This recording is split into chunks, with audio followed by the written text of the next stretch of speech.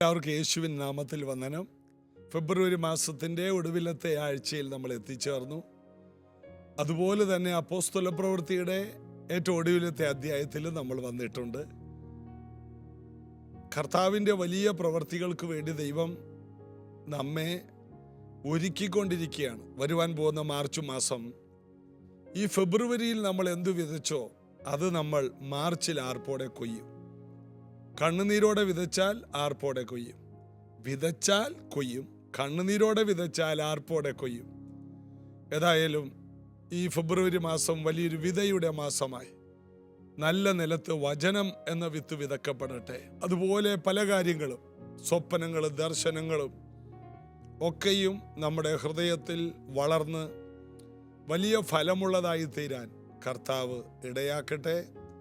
കർത്താവിൽ നമുക്ക് ആശ്രയിക്കാം. ഈ ആഴ്ചകളിൽ കുട്ടികളുടെ CBSE കുട്ടികളുടെ 10ാം ക്ലാസ് പരീക്ഷ നടക്കുന്നു. മറ്റു പല കുട്ടികളും പരീക്ഷകളിലേക്ക് അടുത്തു വന്നുകൊണ്ടിരിക്കുന്നു. അവരെ ഓർത്ത് നമുക്കൊരു വാക്ക് പ്രാർത്ഥിക്കാം. വലിയ ദൈവപ്രവർത്തികൾ അവരുടെ ജീവിതത്തിൽ ഉണ്ടാകട്ടെ. അതുകൂടാതെ ഈ ആഴ്ചയിൽ നമ്മൾ 7 ദിവസം പ്രാർത്ഥനയിലാണ്. ഇന്നലെ ഞായറാഴ്ച ആരംഭിച്ച 7 ദിവസത്തെ ഉപവാസ പ്രാർത്ഥന ഈ വരുന്ന ശനിയാഴ്ചയോടെ അവസാനിക്കും. ഇന്ന് 2ാം ദിവസമാണ്. ഒരു നിമിഷം നമുക്ക് കുഞ്ഞുങ്ങൾക്ക് വേണ്ടി പ്രാർത്ഥിക്കാം. യേശുവിൻ നാമത്തിൽ പരീക്ഷകളിൽ ആയിരിക്കുന്ന കുഞ്ഞുങ്ങൾക്ക് നല്ല ബുദ്ധി, ജ്ഞാനം, ഓർമ്മശക്തി, ദൈവകൃപ, ദൈവകാവൽ ഞങ്ങൾ ചോദിക്കുന്നു.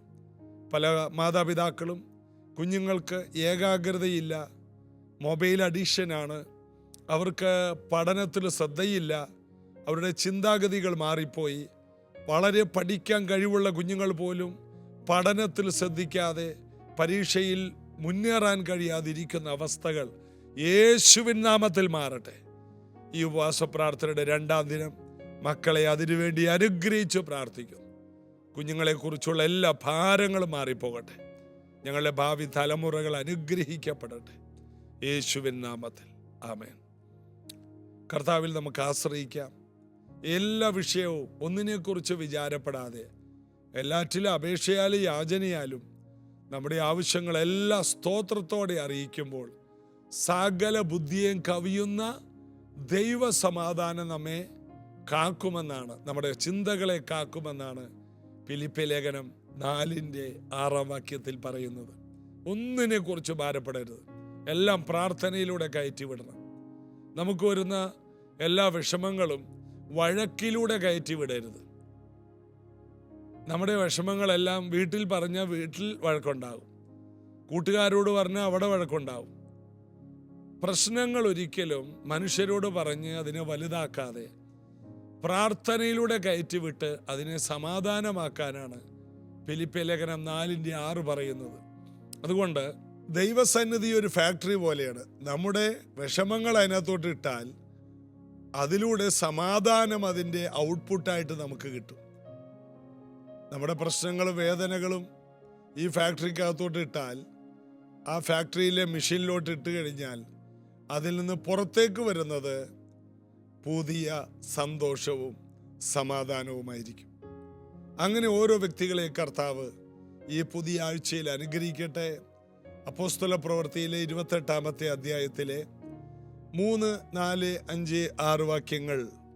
പൗലോസ് കുറെ വിറക് പെറുക്കി തീയിലിട്ടപ്പോൾ ഒരണലി ചൂട് നിമിത്തം പുറപ്പെട്ട് അവൻ്റെ കൈക്ക് പറ്റി, അതായത് കയ്യിൽ കടിച്ചു. ആ ജന്തു അവൻ്റെ കൈമേൽ തൂങ്ങുന്നത് ബർബരന്മാർ, ആ നാട്ടുകാർ കണ്ടപ്പോൾ ഈ മനുഷ്യനൊരു കൊലപാതകനാണ്, സംശയമില്ല, കടലിൽ നിന്ന് രക്ഷപ്പെട്ടിട്ടും നീതിദേവി അവനെ ജീവിച്ചിരിക്കാൻ സമ്മതിക്കുന്നില്ല എന്ന് പറഞ്ഞു. അവനും ആ ജന്തുവിനെ തീയിൽ കുടഞ്ഞു കളഞ്ഞു, ദോഷമൊന്നും പറ്റിയില്ല. അവൻ വീർക്കുകയോ പെട്ടെന്ന് ചത്തു വീഴുകയോ ചെയ്യുമെന്ന് വെച്ച് അവർ കാത്തു നിന്നു. വളരെ നേരം കാത്തു നിന്നിട്ട് അവൻ ഒരു ആപത്തും ഭവിക്കുന്നില്ല എന്ന് കണ്ട് മനസ്സുമാറി അവനൊരു ദേവനെന്ന് പറഞ്ഞു. കടലിൽ നിന്ന് രക്ഷപ്പെട്ടിട്ടും അടുത്ത വിഷയത്തിലേക്ക് ഒരാൾ വന്ന് വീഴുകയാണ്. കപ്പലിൽ 276 പേര് ഒരുപോലെ അനുഭവിച്ച കഷ്ടം പൗലോസും അനുഭവിച്ചു. ഇതാ കടലിൽ നിന്ന് രക്ഷപ്പെട്ട് മാൾട്ടാ ദ്വീപിൽ എത്തിയപ്പോൾ അവിടെ വേറെ ഒരു വിഷയം തന്നെ കാത്തിരുന്നു. ഇടിവെട്ടേറ്റവനെ പാമ്പ് കടിച്ചു എന്നും കേട്ടിട്ടില്ലേ? അതുപോലെ തന്നെ തെങ്ങിന്മേൽ നിന്ന് വീണവനെ പശു കുത്തിയെന്ന് ഞങ്ങളിലേക്ക് പഴയ നാട്ടിൻപുറത്തെ ചൊല്ലുകളാണ്. തെങ്ങിൽ നിന്ന് ഒരാൾ താഴെ വീണു, തെങ്ങിടാൻ കയറിയതാ, താഴെ പശുവിനെ കെട്ടിയിട്ടുണ്ടായിരുന്നു. പശു നോക്കുമ്പോൾ ഒരാൾ താഴെ വീണ് കിടക്കുന്നു. അത് പശുവിന് ഇഷ്ടപ്പെട്ടില്ല. പശു ഒരു കുത്തും കൂടി കൊടുത്തു. ഇതാണിപ്പോൾ പൗലോസിന്റെ അവസ്ഥ. ഇങ്ങനെ ഒന്നിനു പുറകെ ഒന്നൊന്നായിട്ട് പ്രശ്നങ്ങൾ വരുമ്പോൾ നാട്ടുകാരുടെ ഇടയിൽ സംസാരമുണ്ടാകും. അതിന് ബർബരന്മാരൊന്നും വേണ്ട, നമ്മുടെ നാട്ടിൽ അതിൻ്റെ സംസാരം ഉണ്ടാകും. ഒരപകടം കഴിഞ്ഞ് അടുത്ത അപകടം, ഒന്നിനു പുറകെ ഒന്നൊന്നായിട്ട് അപകടം വരുമ്പോൾ അത് ശാപമാണ്, അത് മന്ത്രവാദമാണ്, അത് ആ വ്യക്തിയുടെ കുറ്റമാണ്, അത് ദൈവത്തിൻ്റെ വഴിയിൽ നടക്കാത്തതിൻ്റെ ശിക്ഷയാണ്, പണ്ട് എന്തോ ചെയ്തതിൻ്റെ ഫലമനുഭവിക്കുന്നതാണ് എന്നൊക്കെ പറഞ്ഞ് വിധിക്കാൻ കുറേ പേര് നമ്മുടെ ചുറ്റും വരും. ഇതാ ബർബരന്മാർ മാൾട്ടാ ദ്വീപിൽ മാത്രമല്ല, നമ്മുടെയൊക്കെയും ഈ സമൂഹത്തിലും ആവശ്യം പോലെ ബർബരന്മാരുണ്ട്. അവർ നോക്കി നിൽക്കുകയാണ്. പൗലോസ് വിറക് പിറക്കി തീ കൂട്ടിയതാണ് കാരണം. എല്ലാവരും തീ കൂട്ടുന്ന കൂട്ടത്തിൽ പൗലോസ് എടുത്ത വിറകിന്മേൽ ഒരു അണലി ഉണ്ടായിരുന്നു. ആ അണലി ചൂട് നിമിത്തം പുറത്ത് ചാടി പൗലോസിന്റെ കയ്യെ കടിച്ചു തൂങ്ങി. ഈ അണലി കടിച്ചാൽ ഒരാൾ വീർത്ത് ചാകും, പെട്ടെന്ന് മരണമുണ്ടാകും. അതുപോലത്തെ ഒരു വിഷപ്പാമ്പാണ് കടിച്ചിരിക്കുന്നത്. ആ ദ്വീപിലെ ഏറ്റവും അപകടകാരിയായ ഒരു പാമ്പ്. ഇത് കടിച്ചാൽ തീർന്നു, മരുന്നില്ല. എന്നാൽ പൗലോസ് ആ ജന്തുവിനെ അവിടെ കുടഞ്ഞു കളഞ്ഞു എന്ന് വായിക്കുന്നു. ഒരു കേടും പറ്റിയില്ല. നമ്മൾ അതിനെക്കുറിച്ച് ചിന്തിക്കുമ്പോൾ അവിടെ ഒന്നാമത് നമ്മൾ കാണുന്നത്, ഒരു വലിയ കൊടുങ്കാറ്റിൽ നിന്ന് അവൻ പുറത്തു വന്നു. കൊടുങ്കാറ്റിന് അവനെ തടയാൻ കഴിഞ്ഞില്ല. അതിൻ്റെ പോസിറ്റീവ് വശങ്ങൾ നമുക്ക് ചിന്തിക്കാം.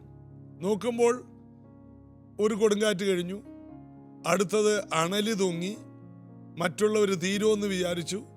അപ്പം ഇങ്ങനെയൊക്കെ ഒരു സാഹചര്യത്തിൽ ഏത് മനുഷ്യനും തളർന്നു പോകും. ഇവിടെ നോക്ക്, പൗലോസിനെ വലിയൊരു കൊടുങ്കാറ്റ് തന്നെ തൊട്ടില്ല.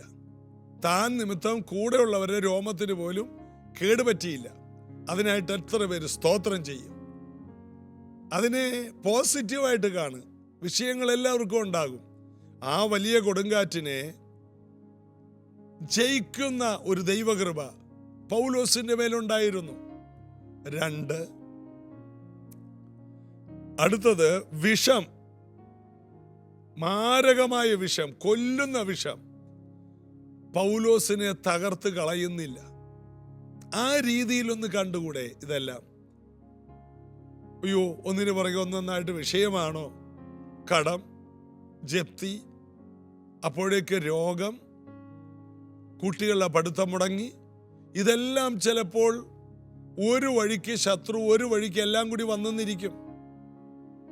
അതുകൊണ്ടാണ് ആവർത്തന പുസ്തകം 28 അനുഗ്രഹത്തെക്കുറിച്ച് പറയുന്ന ആദ്യത്തെ 1 തൊട്ട് 14 വരെയുള്ള വാക്യങ്ങളിൽ അനുഗ്രഹമാണ് പറയുന്നത്. അതിൽ പറയുന്നു, ശത്രു ഒരു വഴിയായി വരും, ഒത്തിരി ശത്രുക്കൾ ഒരുമിച്ച് വരും, എന്നാൽ 7 വഴിയായി ഓടും. അതിൻ്റെ അർത്ഥം ഒന്നിനു പുറകെ ഒന്നൊന്നായിട്ടല്ല വിഷയം, ഒന്നിച്ചു വരെയും വരാം. താങ്ങാൻ കഴിയാത്തതുപോലെ പ്രശ്നം വരാം. അനുഗ്രഹത്തിൻ്റെ കാര്യം പറയുമ്പോഴാണ് അത് പറയുന്നത്. അതിൻ്റെ അർത്ഥം അനുഗ്രഹിക്കപ്പെടുന്നവർക്കും ഉപദ്രവങ്ങളുണ്ട്, എന്നാൽ ശത്രുക്കൾ 7 വഴിയായി ഓടിപ്പോവും. ഇതാണ് കൊടുങ്കാറ്റ് പൗലോസിനെ തൊട്ടില്ല. മാരക വിഷം പൗലോസിനെ തൊടുന്നില്ല. ഒന്നുകൂടി പറഞ്ഞാൽ, പൗലോസിന്റെ ആ വലിയ ദൈവിക പദ്ധതി, ദൈവം എന്താണോ തന്നെക്കുറിച്ച് പദ്ധതി ഇട്ടിരിക്കുന്നത്, ആ പദ്ധതിയെ തകർക്കുവാൻ 2 മരണങ്ങൾക്ക് കഴിഞ്ഞില്ല. ഒന്ന് കടലിലെ ആപത്ത്, 2 മരണകരമായി യാതൊന്ന് കടിച്ചാലും ഒരു ഹാനിയും വരില്ല. കർത്താവായ യേശു പറഞ്ഞ വാക്കുകൾ അതുപോലെ നിറവേറുന്നതാണ് നമ്മളിവിടെ കാണുന്നത്. വിശ്വസിക്കുന്നവരാൽ അത്ഭുതങ്ങളും അടയാളങ്ങളും നടക്കും. എല്ലാ മനുഷ്യർക്കും ഉള്ള പ്രശ്നങ്ങളെല്ലാം പ്രാർത്ഥനയിൽ വരുന്നവർക്കും ഉണ്ടാകും. എന്നാൽ നീതിമാന് അനർത്ഥങ്ങൾ അസംഖ്യം. അവ എല്ലാറ്റിലും ദൈവം അവനെ വിടുവിക്കും. നീതിമാനല്ലാത്തവനോ ദുഷ്ടനോ അവന് അനർത്ഥങ്ങൾ അസംഖ്യമൊന്നും വേണ്ട. ആദ്യത്തെ അനർത്ഥത്തിൽ അവൻ തീർന്നു. നമ്മൾ വായിക്കുന്നു, പേപ്പറിൽ വായിക്കുന്നു, വാർത്തകൾ കാണുന്നു, വലിയ കോടീശ്വരന്മാർ പെട്ടെന്നാണ് ആത്മഹത്യ ചെയ്യുന്നത്. ഇത്രയും സ്വത്തും ആഡംബരവും ജീവിത വിജയവും ഒക്കെ ഉള്ള ഒത്തിരി പേർക്ക് മോട്ടിവേഷൻ ആയിരുന്നവർ പോലും പെട്ടെന്ന് വെടിവെച്ച് മരിക്കുന്നു. എന്തെല്ലാം സംഭവങ്ങൾ നമ്മൾ ഈ സമൂഹത്തിൽ കാണുന്നു. നമ്മളവരുടെ കുടുംബങ്ങൾക്ക് വേണ്ടി പ്രാർത്ഥിക്കണം. ആത്മഹത്യ ചെയ്ത ആ വ്യക്തിയുടെ ഭാര്യയും മക്കളും ജീവനോടെയുണ്ട്. അവർ വലിയ നിന്ദയിലാണ്. ഒരു നിമിഷം അവർക്കായിട്ട് നമുക്ക് സ്തോത്രം ചെയ്യാം. സ്തോത്രം, സ്തോത്രം. ആ കുടുംബം യേശുവിലേക്ക് വരട്ടെ.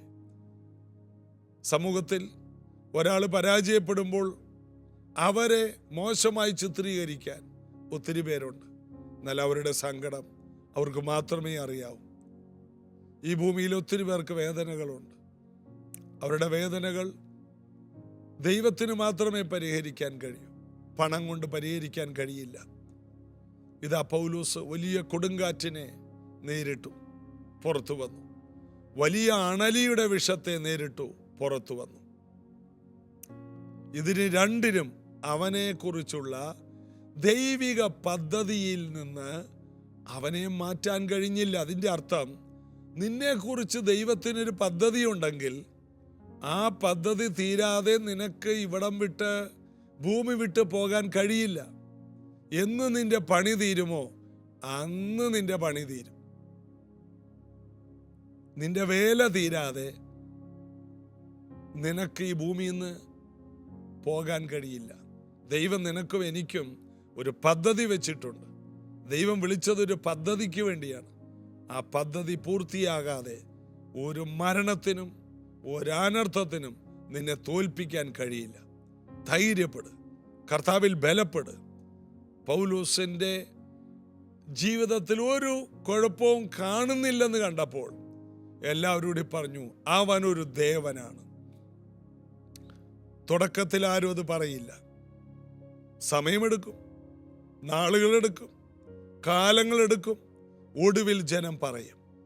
നീ ക്ഷമയോടെ നിൽക്കണം, നീ പ്രതികരിക്കാതെ നിൽക്കണം, നീ സ്വസ്ഥമായിട്ട് നിൽക്കണം. ഒരു ദിവസം അത് സംഭവിക്കും. ധൈര്യപ്പെടുക. പൗലോസ് അവിടെ വിപ്ലവങ്ങളൊന്നും നടത്തിയില്ല, ശാന്തമായിട്ട് നിന്നേ ഉള്ളൂ. കർത്താവിൽ ധൈര്യപ്പെടുക, ബലപ്പെടുക, കർത്താവിൽ ആശ്രയിക്കാം. നമുക്ക് പ്രാർത്ഥിക്കാം. സ്വർഗീയ പിതാവാം ദൈവമേ, ഒന്ന് മാറി പ്രശ്നങ്ങൾ പുറകെ പിന്തുടരുന്ന പലരും എന്നെ ശ്രദ്ധിക്കുന്നുണ്ടല്ലോ.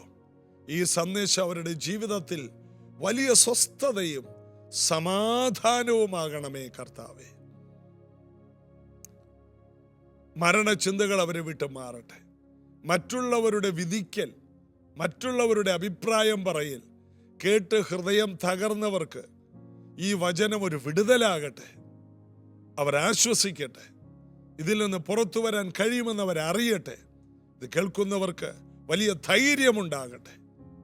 എല്ലാ പ്രശ്നങ്ങളും കഴിഞ്ഞ് ഏറ്റൊടുവിൽ മറ്റുള്ളവർ മാനിക്കുന്ന പൗലോസിനെ കുറിച്ച് പറഞ്ഞല്ലോ, അവനൊരു ദേവനാണെന്ന്. അതുകൊണ്ടാണ് ഇവന് ഈ അനർത്ഥങ്ങളൊന്നും നേരിടാത്തത്, അതിനെ ഓവർകം ചെയ്യാൻ കഴിയുന്നതെന്ന് മറ്റുള്ളവർ പറഞ്ഞല്ലോ. ഇതുപോലെ തന്നെ ഇതൊരു ദേവനാണ്, ഇതൊരു ദൈവ പൈതലാണെന്ന് എല്ലാവരും നിന്ദിച്ചവരെല്ലാം അറിയട്ടെ കർത്താവ്. ഈ മക്കളെ അനുഗ്രഹിക്കുന്നു. നല്ല വാർത്തകൾ കേൾക്കാനിടയാക്കണം. അനുഗ്രഹിക്കുന്നു യേശുവിൻ നാമത്തിൽ പിതാവേ, ആമേൻ. കർത്താവിൽ നമുക്ക് ബലപ്പെടാം. ഈ ആഴ്ച വലിയ പ്രതീക്ഷയോടെ നമുക്ക് ദൈവവചനം ധ്യാനിക്കാം. നാളെ ഇതേ സമയത്ത് ഒരുമിച്ച് കാണാം. God bless you.